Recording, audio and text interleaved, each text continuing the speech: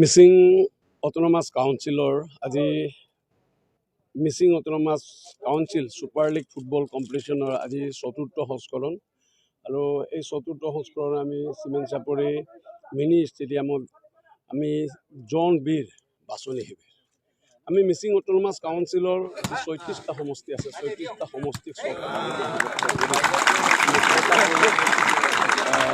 সমষ্টি এটা জন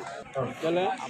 এ জন বি জন C D E F জন আৰু আমাৰ হৈছে এই 20 জন আৰু মিচিং অটনমাস কাউন্সিলৰ লক্ষ্য আৰু উদ্দেশ্য হৈছে যে প্ৰতিভাৱান খেলুৱৈসকল য'ত আমাৰ অঞ্চলত আছে সেইকেইজনক আমাৰ উলিয়াই অনাটোৱে প্ৰথম লক্ষ্য। দ্বিতীয় লক্ষ্যটো হৈছে আজি খেলৰ দ্বাৰাও জীয়াই থাকিব পাৰি, ক্ৰীড়া জগতৰ দ্বাৰাও জীয়াই থাকিব পাৰি, বহু উদাহৰণ আছে আৰু আমি বিচাৰিছোঁ মিচিং অটনমাস কাউন্সিলে ক্ৰীড়াৰ দ্বাৰা আমাৰ ল'ৰা ছোৱালীবিলাকে জীৱন জীৱিকা হিচাপে লৈ পেলাই জীয়াই থাকিব পৰাৰ এটা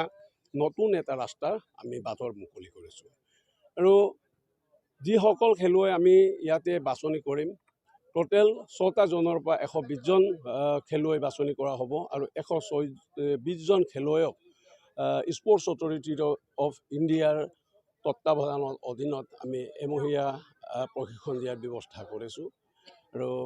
এই ব্যৱস্থাটোৰ কাৰণে আমি আজি চানজাৰী নগৰ চিমেণ্ট চমকং চিলাচুটি অকাজান মুক্তিয়াৰ আৰু উজনি সমষ্টিৰ 6টা সমষ্টিৰ আজি খেলুৱৈসকলৰ আজি এই বাছনি শিবিৰ আমি মিচিং সাহিত্য সাহিত্য পৰিষদৰ সৌজন্যত আমি আমাৰ মিচিং বা আমাৰ এই অঞ্চলৰ সকলো উদ্যমান খেলুৱৈ আছে আমি সেই ভাল খেলুৱৈবিলাকক আমি ওলাই অনাৰ কাৰণে আমি এই MSC সুপাৰ লীগ আমি চতুৰ্থ সংস্কৰণ আমি খেলাইছোঁ এই চিমেণ্ট চাপৰি ষ্টেডিয়ামতে আমি বাছি লৈছোঁ আৰু আমি আশা ৰাখিছোঁ যে